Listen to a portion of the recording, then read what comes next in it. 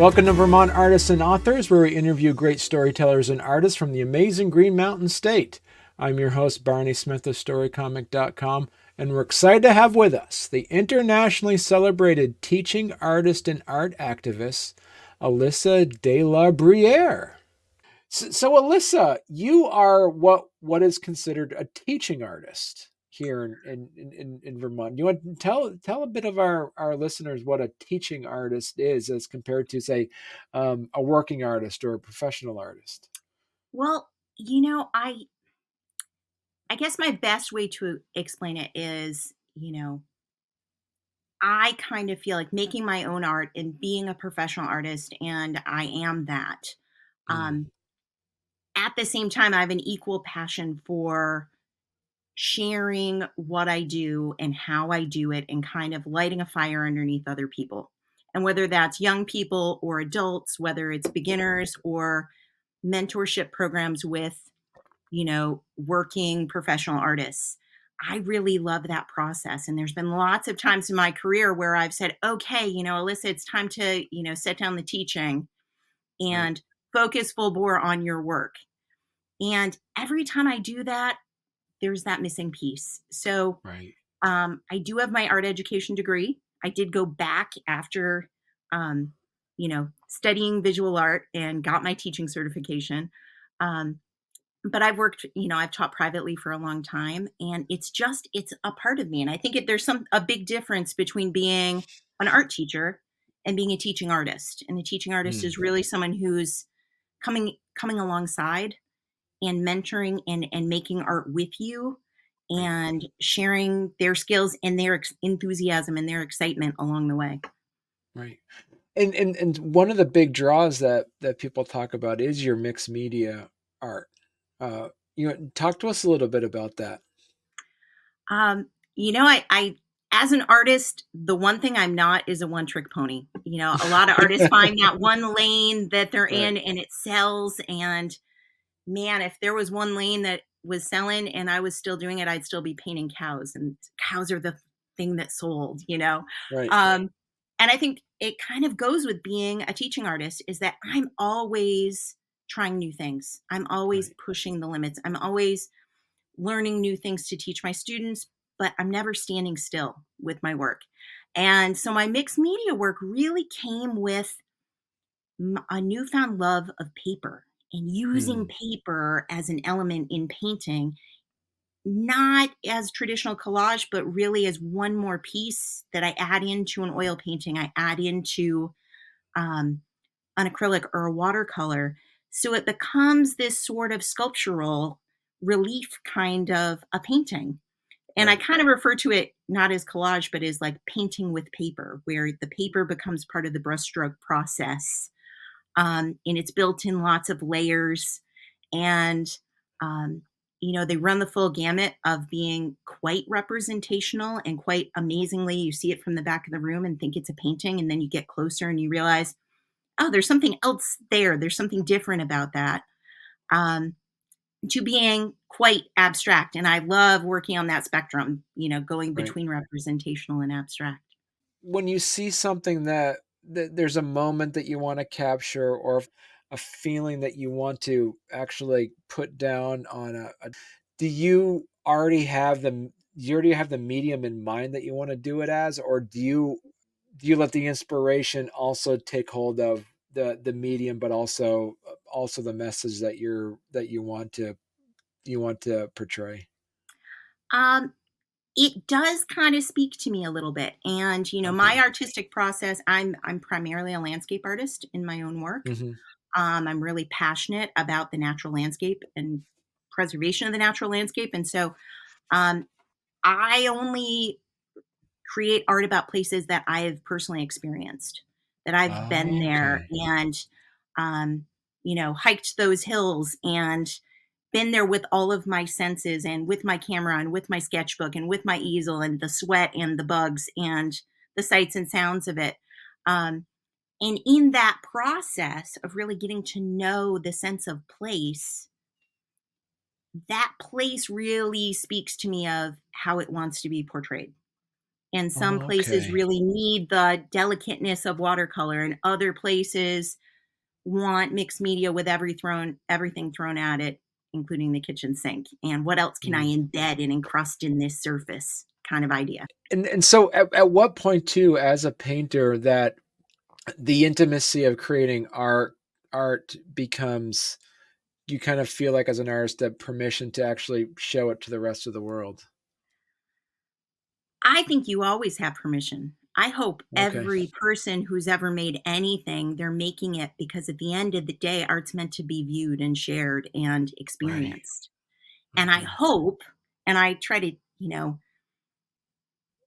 kind of share this with my students from an early age that, the minute you're putting brush to paper or whatever you're doing, you're creating something. You're putting something of yourself out there, and that's a vulnerability and that's a voice.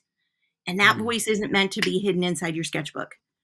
Right. It's meant to be put out there and shared with an audience, a small audience, a big audience, the whole world, whatever it is. And once it's out there, as the artist, you also lose permission to decide how people should feel about the art as well. Absolutely. And I think Mm. that's part of the conversation. I'm an artist and I'm a maker, but I'm Right. also an avid art appreciator, and I love art of all genres. I'm an art historian, so I love art from all different time periods and cultures. And in a lot of those rooms, I am that viewer. I'm the appreciator, and I'm the one interpreting what the artist has put out there. Mm. And I think there's a beauty to this idea that the artist only gives you so much information and they leave the rest for interpretation, and that everyone has a different experience with that work of art based on their life and what they've done and what they've seen and what they've read and what they know and what they don't know yet. Right. And I think that's the best part, that you can't control it once it's out there. How important then? How important do you feel that art is as a when it comes to advocacy work? How important is art? I think that art, at the end of the day, when there are big issues on the table Right. and there are causes and there are things that people believe in, writers and poets and artists, and performers are those voices that really rise above the din, Right. and can make a big difference. And we have these kind of unique talents and gifts that really can be a powerful voice when you lend them to putting them behind a cause or using them to support a cause. And I kind of see it in sort of like a triad. And in projects I've done in the past and a project I'm doing now, you know if I if my art can first bring awareness to something, and if it brings awareness to an issue or a cause or a place or you know something that needs help or protection or a voice, maybe that awareness will bring appreciation. And when people start to appreciate something or cherish something and they think it's worth keeping and worth saving, then that brings action. So you kind of bring awareness to bring appreciation to bring action to any kind of a cause. What helps you get motivated to create your art as well? I think everybody has a different thing. I'm passionate about a lot of things. Um, as a landscape artist, I've found that my work is the most useful and my artistic voice is the most powerful, um, around causes that have to do with the environment and have to do Mm. with the natural landscape and have to do with protecting public lands and, um, you know, keeping the wild wild, and not losing, natural places and natural habitats and stuff in the name of progress and in the name of development, in the name of those things. So it's still here for generations to come. Um, Mm. that being said, I'm also an educator, and um, I'm really, really a staunch believer in art education and continuing to have access to the arts for young people and coming up through and not losing that. So I've used my art in that capacity as well. But um, big projects that I tend to get really passionate about and don't shut up about tend to be about the environment. What would you say is your some of your influences as an artist? Oh my gosh. I was raised by a mom who was not a visual artist herself, but she was an amazing art advocate and advocate Mm, for artists in Flint, Michigan. I grew up in Flint, Michigan. And from a very young age, I was dragged to all of her meetings and you know, her board work and everything that was supporting the arts. And so I got exposed to museums and galleries and gritty working artists in downtown Flint, Michigan in equal doses. So I have lots of influences. I love New England regionalists like Fairfield Porter and Winslow Homer and Andrew Wyeth and people who were, you know, the way they captured, the environment in that way. I love French Impressionism. I love Paul Cézanne and the way he could deconstruct a landscape and put it back together in a new way that only he saw it. Um, but I also love artists no one's heard of. I love right. finding, you know, artists on the street in London and artists on the street in, Marseille and having deep conversations with them. And they've made there's threads of those people in my work too, and things I've picked up from them along the way. What's your favorite time of day to create then? I'm a morning person, and I think I'm Okay. a morning person, one, because of being a teacher, but also because I raised 3 kids and a set of twins in there too, and I think I became a morning person. Um, but early morning, I love early morning light. I love the Mm, quiet, but kind of before the day starts for people and for kind of the landscape. right. Um, I think I'm most productive between, like, 5 and 10 in the morning. But I'm kind of both ends, and I think it's because I'm always chasing the light. And, as an Mm, artist, we're always looking for that magical moment, aren't we, as a landscape mm, artist? And so it's sort of that beginning of day, end of day, right. are my two kind of facets of work time. And then I put the admin of life into the middle. What's your response when somebody says, "Oh, I don't know how to draw. I never I was never a good artist." When you see like an adult say something like that. Oh my gosh. And I hear it all the time, all the time. And, you know, the first thing I say is every single person is an artist, and Mm, your art form comes in so many different ways. You might not realize you're an artist because of the way you cook, because of the way you communicate with people. There's so many different ways of having an art form. Um, but some people, it just comes a little easier than others. And for me, I always explain it to everyone as, you don't say you're not a musician because the first time you hit the keys of a piano, you can't play a sonata. Everything takes practice, and it takes practice every single day, and it takes letting yourself be taught and letting yourself make mistakes, and always being on that process equals progress spectrum, mm. that it's not something you conquer. Art's much more like golf than any other sport. It's like always, just beyond the horizon is where you are in the game of art. But I usually throw it back to them and I say, have a little more faith in me as your teacher, because I promise you there's art in you. It's just how much you have to practice and how hard we have to dig, and how many times we have to make mistakes before it starts kind of coming to the surface. The one thing about that we kind of learned from COVID back in 2020 is art is extremely important because that's all we had when we were in lockdown. We had to listen to music or watch TV or go on virtual art tours. So there was a lot that was happening, realizing how important the arts is. Where do you see the future happening for the fine artist now?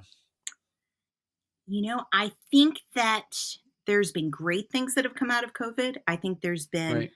an explosion of people owning themselves and identifying as artists. I Mm, think a lot of artists have found new and innovative ways to market themselves, to get themselves out there, to promote themselves, and to teach using kind of Zoom and using the online space as kind of a new place. Um, I think all the traditional routes are still valid and are still important. The world of galleries and the world of, in I don't think anything ever replaces in-person teaching and that right. personal bond and communication. Um, but I do think that there's going to be challenges. There's going to be challenges with the world of AI and how that's all going to play out. There's challenges of, you know, art becoming something that, oh, I watched a YouTube video once. And so Yeah. now I can do this kind of cookie cutter formulaic art forms.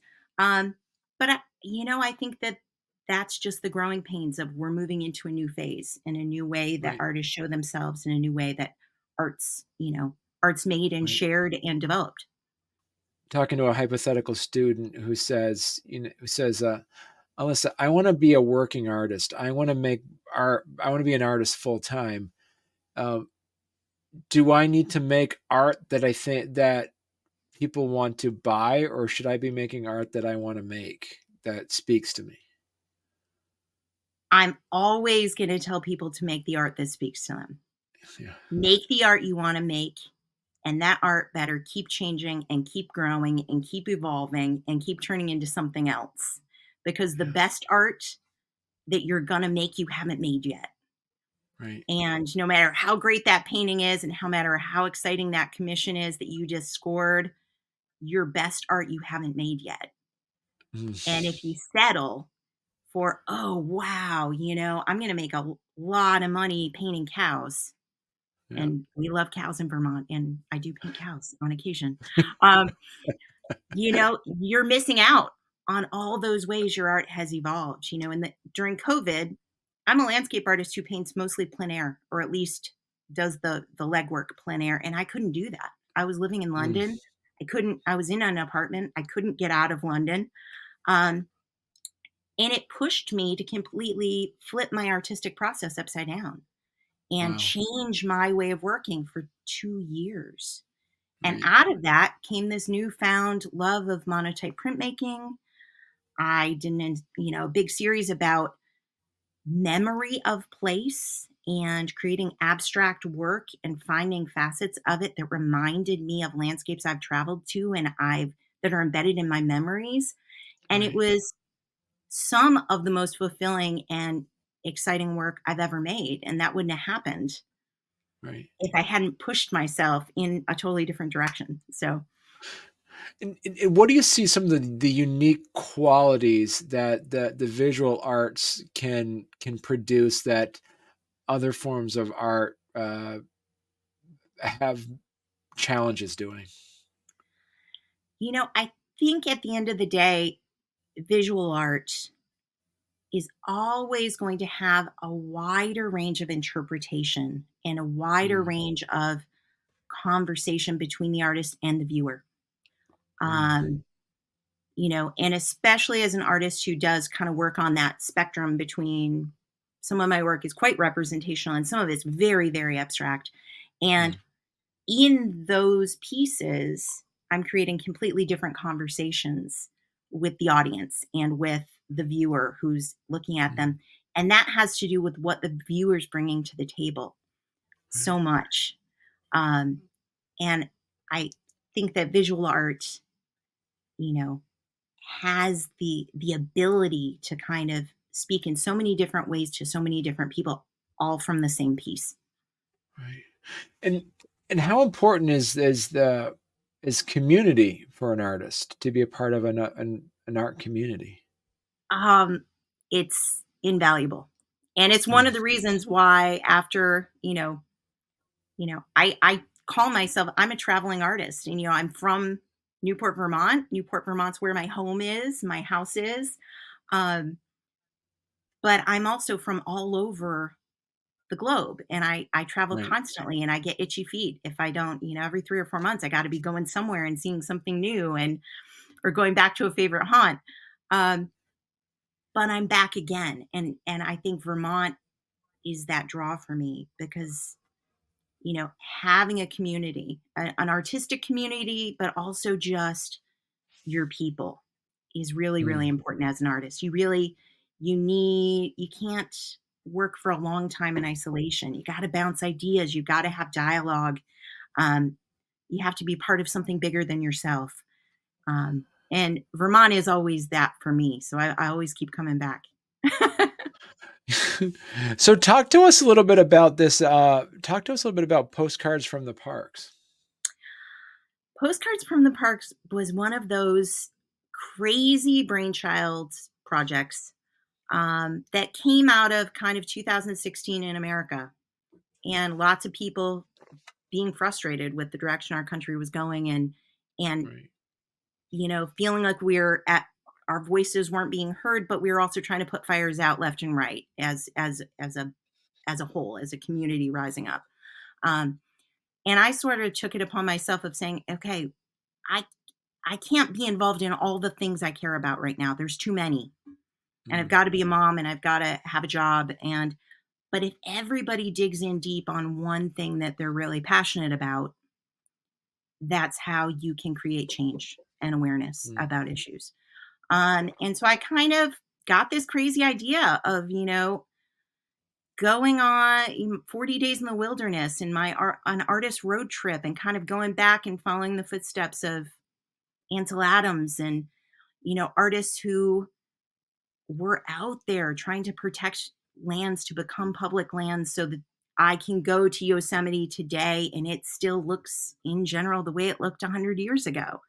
Right. Um, and it was right in the time where we were worrying about public lands and national monuments getting, deconstructed and losing their protections. And um, so it started as a whim and kind of this crazy idea. And I packed up my Jeep and, you know, a tent, and the whole car was full of art supplies and, sleeping bags and stuff. And I headed out across the country, and I wanted to just paint and talk to people and share what I cared about and find out what they cared about. And we're both in the Badlands right now. And for some reason, that kind of makes us like all Red Sox fans all at the same time, because we're all here. We're all team Badlands, or we're team, Grand Teton. And you get to have conversations with people on both aisles of politics, of all different religions, of all different belief systems, and share what you care about. And it's amazing what happens when you set up an easel in the middle of a national park. Mm. Everybody talks to you. You're the most popular person in the planet. They want to know what you're doing. They want to tell you about their Uncle Joe who painted a painting that hangs in their living room. I had people pick up a canvas and a brush and sit down, and I taught them how to paint right there, looking at Lower Falls at Yellowstone National Park. It's the world's greatest soapbox. And then I was like, oh, wow, that was pretty cool. I wonder if I can raise some money for the National Parks Foundation. I wonder if I can raise some money for the National Parks Conservancy. And I wonder if I can raise a little money so I can go do this again. Right. So I can go share my story and share these places that people know about, but maybe haven't ever been there. And we used to send postcards when we'd go to cool places. Right. And when I was a little kid, I couldn't wait for my grandparents to go somewhere cool and send me a postcard, because that was the closest I was going to get to going to that place. And so I kind of got this idea of, well, maybe my paintings are postcards, and I can Mm. send them back to people and be like, look at this amazing place. Look at Black Canyon of the Gunnison that hardly anyone goes to. It's amazing. You need to go. You don't need to Google Earth it. You need to actually go, and you need to not turn your back to it and take a selfie. You need Right. to just go experience it with your own eyes. And maybe if you are engaged by my story and my journey and my work, you'll be like, oh, wow, these places are really cool and really important. And maybe we shouldn't want to, you know, make them vulnerable to development. Maybe we need to protect them so my grandkids can go see them, and my great grandkids. Right. So it, one trip became two and two trips became three. And I'm not finished yet. COVID kind of got in the middle of things, and I headed to England for a couple of years. Um, but the threads are still there, and I still need to get up to the Pacific Northwest in Alaska, and it's coming in 2025. So postcards from the parks will be back. So that's a series that has not finished yet then.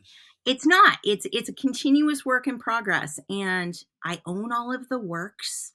I've sold prints, but the Okay. original collection of work, I've never put a price tag on them yet because I've had the greatest gift of being able to show that body of work all over the country and in Europe. I've gotten to speak at universities and high schools and public groups and share my story and share the work. And, you know, speaking of, using your art as a voice, this body of work has had a voice and has impacted people and has raised a lot of money. Is there any other series, Alyssa, that are on your list of inspirations that you're going to be working on? I'm in the middle of one right now. Coming home to northern Vermont, I realized, I travel all over the world to find these beautiful natural landscapes. And at the end of the day, I have a house on the shore of one of the most beautiful spots in the whole planet, which is Lake Mm, Memphremagog up in the right. Northeast Kingdom. And, it's always been here. It's kind of that thing that you don't see anymore because you live in this beautiful place and you take it for granted. And so I came back thinking, it's time to really give my sense of home and my sense of place its just due. And so I started a project June 1st, and it's 100 days of Lake Memphremagog, and it's been Oh, 100 days cool. of sketching and drawing from my kayak and literally painting out on the kayak and photographing and finding new vantage points, and in this crazy summer capturing the weather and all the crazy weather that we've had, and kind of sharing this place, this, special place that some of us are lucky enough to call home, and using it as a voice of, this is an amazing natural resource and just a beautiful wonder of our state that's tucked up here in the Northeast, and we need to protect it. And there are great organizations, like the Memphremagog Watershed Association and Dump and the Lake Memphremagog Education and Science Center, that are really trying to promote knowledge and education and information and conserving the lake and protecting it. Um, so I'm building this huge body of work, and I'm going to have a show in late October. And a percentage of all the proceeds is going to go to those organizations to keep protecting the place that I love to paint. And so, Alyssa, if people want to learn more about your artwork and learn more about you, where's the best place they could go to? My website, which is alyssadelabruere.com. And on the website, there's, certainly stories about me being a traveling artist and art activist. I have a blog there as well, and the blog kind of keeps you current on the new stuff that's going on. And then, of course, social media platforms of Facebook and Instagram. Perfect. All right, Alyssa, this has been great. You got to come back on when you have when you finished your postcard series or I any of would your new love projects coming that. up. I could, we could, stream remote from, Denali or wherever I am at that point. Yeah. Oh, it's been great. It's been an absolute honor, Barney. I really appreciate it.